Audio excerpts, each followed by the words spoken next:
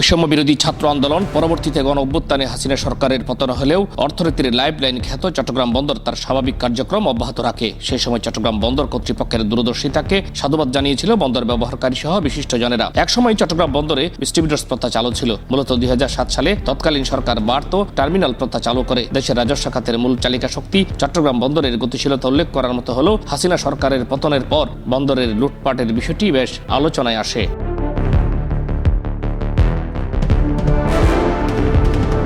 সম্প্রতি চট্টগ্রাম বন্দর চেয়ারম্যান বলেন, বন্দরের নিউমোরিং কন্টেইনার টার্মিনাল এনসিটি পরিচালনার জন্য পাবলিক প্রাইভেট পার্টনারশিপের ভিত্তিতে আন্তর্জাতিক টার্মিনাল অপারেটর নিয়োগ প্রক্রিয়া চলছে। পতেঙ্গার লালদিয়ার চরে বিদেশি সংস্থাকে দিয়ে সরকারি বেসরকারি অংশীদারিত্বের মাধ্যমে একটি কন্টেইনার টার্মিনাল নির্মাণ করা হবে।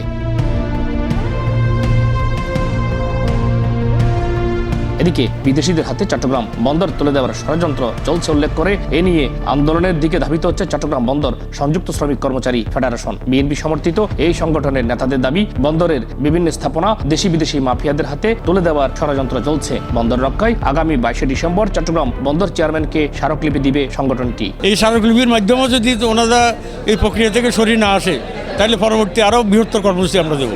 তারা ব্যক্তি মালিকানা বিদেশি কোম্পানিকে ইনভাইট করতেছে, 1 বছরের ভিতরে দিয়ে দিবে।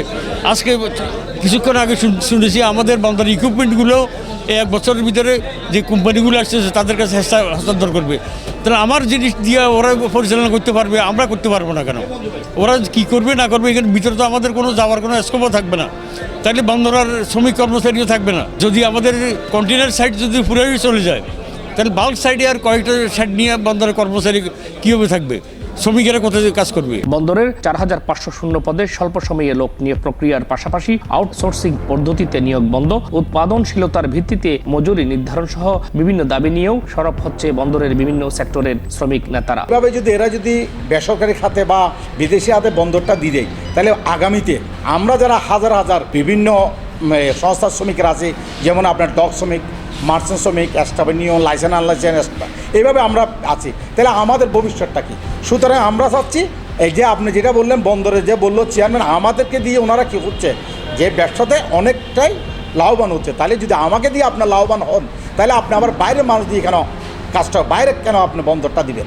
আমাদের 7000+ শ্রমিক আছে, কিন্তু অনেকগুলো শ্রমিককে এখনও কর্মে নিয়োগ দেওয়া হচ্ছে না। শুধু চট্টগ্রাম বন্দরে প্রাইভেটাইজেশনের কারণে এনসিটি, সিসিটি, পিসিটি এগুলো প্রাইভেটাইজেশন হওয়ার কারণে আমাদের শ্রমিক কর্মচারীরা কর্ম পাচ্ছে না। যারা বিভিন্ন বাথ অপারেটর, শিপবিল্ডিং অপারেটরের অধীনে আছে, এরা প্রতিনিয়ত কাজ পাচ্ছে না। 2-3 দিন পরে একটা ডিউটি পাচ্ছে, আমাদের শ্রমিক বসে থাকছে। সুতরাং চট্টগ্রাম বন্দর যদি পুরোপুরি শ্রম শাখার শ্রমিক কর্মচারীদেরকে দিয়ে পরিচালনা করা হয়, কার্গো হ্যান্ডলিং করা হয়, আমরা ইনশাআল্লাহ এই কার্গো হ্যান্ডলিং করার জন্য আমাদের সম্পূর্ণ সক্ষমতা আছে। চট্টগ্রাম বন্দরের অর্থায়নে কোনো টার্মিনাল বিদেশিদের না দিয়ে বে টার্মিনাল এরিয়াতে বিদেশি বিনিয়োগের সুযোগ দেওয়ার উপর মত দিলেন বন্দর শ্রমিক দলের এই নেতা। চট্টগ্রাম বন্দরের যে একটা বিশাল এরিয়া, বিশেষ করে বে টার্মিনাল থেকে পতেঙ্গা মানে সীতাকুণ্ড পর্যন্ত বিশাল জায়গা যেখানে পোর্ট করা যায়। আমি কর্তৃপক্ষ এবং সরকারকে বলবো, আপনারা দয়া করে ওই এলাকাটাকে বিদেশি বিনিয়োগ এনে আপনারা পোর্ট তৈরি করেন। যদি এটা করা যায় তাহলে এই চট্টগ্রাম বন্দর তথা চট্টগ্রাম হবে সারা এশিয়ার জন্য একটা গুরুত্বপূর্ণ জায়গা। আপনারা সেটা করেন। আমাদের টাকায় নির্মিত কোনো টার্মিনাল আমরা কোনো বিদেশির হাতে ভাড়া দিতে চাই না। মূলত আওয়ামী লীগের হাতে গোনা কয়েকজন প্রভাবশালী নেতা বন্দরকে কুক্ষিগত করতে সমস্ত আয়োজন শেষ করেছিল। এই নেতাদের খুশি করেই চলত চট্টগ্রাম বন্দরের কার্যক্রম।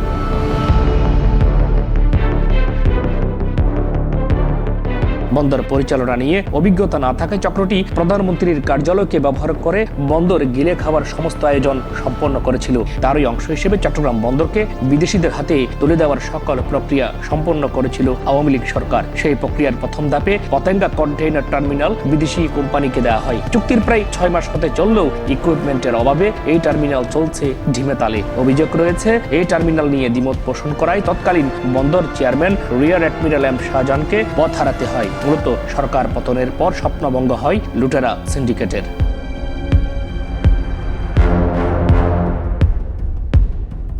সরকার পতনের পরপরই পতেঙ্গা কন্টেইনার টার্মিনালে handling operator Red Sea Gateway terminal ইন্টারন্যাশনালের এক কর্মকর্তা বন্দরকে অস্থিতিশীল করতে চেষ্টা চালায়। সে সময় ওই কর্মকর্তা অপপ্রচারের নামে বন্দরের বেসরকারি অপারেটর সাইড পাওয়ার টেকের বিরুদ্ধে সে সময় নাগরিক টিভির পক্ষ থেকে যোগাযোগ করা হয়েছিল বন্দরের ঊর্ধ্বতন কর্মকর্তাদের সাথে। তারা বিষয়টি স্বীকার করে ওই কর্মকর্তার কার্যক্রম নজরদারিতে রাখা হয়েছিল স্বীকার করেন। সাইড পাওয়ার টেকে কর্মরত রয়েছে প্রায় 3000 শ্রমিক কর্মচারী।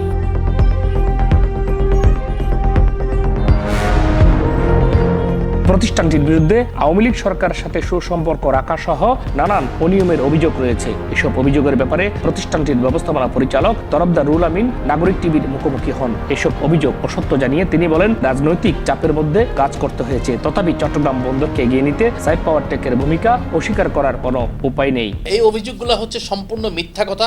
আমাদেরকে ব্লেম দেওয়া হচ্ছে, মানে সবাই বলছে চিলে কান নিয়ে গেছে। আসলে কান আছে কিনা আছে, কানটা দেখতে হবে। তো আমাদের টোটাল রেভিনিউ হয় একদম কাগজে কলমে, এটা পেপারস আছে, এখানে কোনো রকম কোনো কিছু না। আমরা চিটাগাং পোর্ট থেকে রিসিভ করি 130 থেকে 140 কোটি টাকা। তাহলে 130 থেকে 140 কোটি টাকা যদি আমরা রিসিভ করি, 10,000 কোটি টাকা কীভাবে হয়? এবং গ্রস বছরে, কিন্তু এটা 130 থেকে 140 কোটি টাকা বছরে গ্রস। তার মধ্যে অপারেশনাল কস্ট, এইটা কস্ট, আমাদের বিভিন্ন ইকুইপমেন্ট মেনটেন্স, তেল, মানে প্রচুর ডিজেল কস্ট, প্রায় অনেক জিনিসপত্র লাগে এটাতে।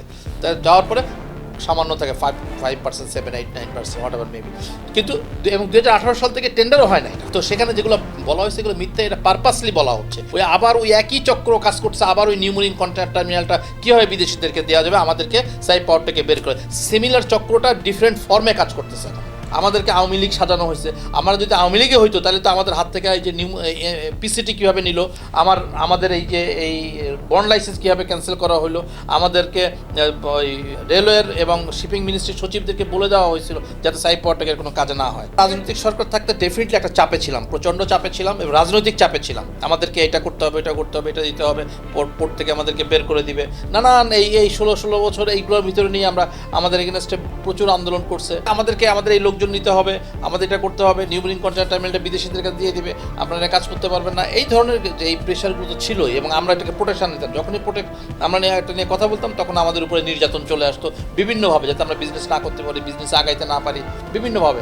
এখনও সিমিলার জিনিসটা আবার শুরু করেছে বিভিন্ন আরেকটা গোষ্ঠী, এই নিউ মেরিন কন্টেইনার টার্মিনালটা যে আগের যে প্রসেস ছিল বিদেশিদেরকে দিয়ে দিবে, সেই প্রসেসটাকে কন্টিনিউ করানোর জন্য আমাদের এখানে সেই প্রোপাগান্ডাগুলো করা হচ্ছে এবং 100% মিথ্যা কথা বলা হয়েছে। রাজনীতিক সহ বিশিষ্টজনেরা মনে করেন ব্যবসায়ীদের ব্যবসা করার সুযোগ করে দিতে হবে। এই বিএনপি নেতার মতে বিগত সরকারের সময় ব্যবসায়ী সংগঠনকে আওয়ামীকরণ করা হয়েছিল। কিছু ব্যবসায়ী বিএনপি দমনে সরব ছিল, অনেকে আবার ব্যবসা টিকাতে আওয়ামী লীগের সাথে লিয়াজো করতে বাধ্য হয়েছিল। এক ব্যবসায়ী ওই অবৈধ প্রধানমন্ত্রী বা আওয়ামী লীগের সভানেত্রী শেখ হাসিনা পতনের কয়েকদিন আগে কিছু ব্যবসায়ী রাখছিল বাংলাদেশের, আপনাদের খেয়াল আছে নিশ্চয়। ওখানে কিছু ব্যবসায়ী বক্তৃতা দিয়েছে, বড় বড় গ্রুপের মালিক বক্তৃতা, মৃত্যুর পরেও শেখ হাসিনার সাথে থাকবে। কীভাবে সেটা বলে নাই, বাট বলছে মৃত্যুর পরেও থাকবে। তারপর আরও কিছু লোকজন বলছে আম্মাকেও ডাকে কেউ, মানে এগুলো কিন্তু কেউ বাচ্চা ছেলে না, মানে যারা এই বক্তব্যগুলো দিয়েছে এরা বেশ বয়স্ক লোক এবং দীর্ঘদিন ধরে বাংলাদেশে ব্যবসা বাণিজ্য করে যাচ্ছে। এদের মধ্যে আবার কিছু লোক এই ব্যবসায়িক প্রতিষ্ঠানকে ব্যবহার করে বিরোধী দলের বা বিপরীত যারা ভিন্ন মতাদর্শীদের উপর অত্যাচার নিপীড়ন করেছে, তাদের প্রতিষ্ঠানে বিএনপির নাম শুনলেই চাকরি দেয়নি।